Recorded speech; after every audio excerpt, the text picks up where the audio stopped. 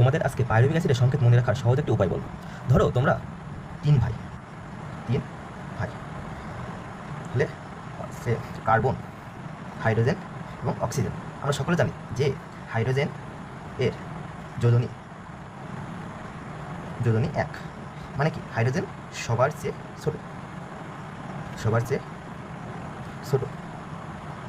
এখন তোমাদের বলা হলো যে 10টি আপেল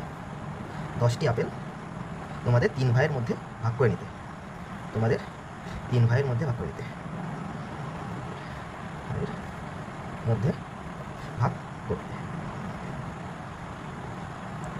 এখন তোমরা প্রত্যেকে এখন এদের তিন ভাই কার্বন, হাইড্রোজেন এবং অক্সিজেন 3টা করে আপেল নিল। তাহলে কটা হলো?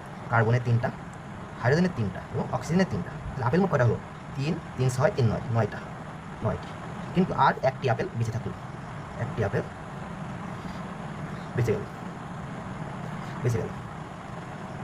এখন তোমরা এই যে কার্বন এবং অক্সিজেন বড় দুই ভাই চিন্তা করলো যে আমরা একটা আপেল ছোটো ভাইকে দিয়ে দিই। আমরা প্রত্যেকে ছোটো ভাইকে একটু বেশি আদর করি, তাই না?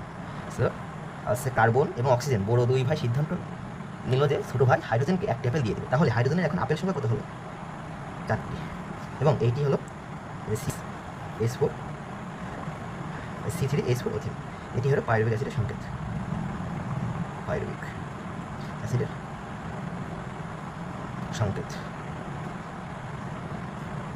ক্লিয়ার?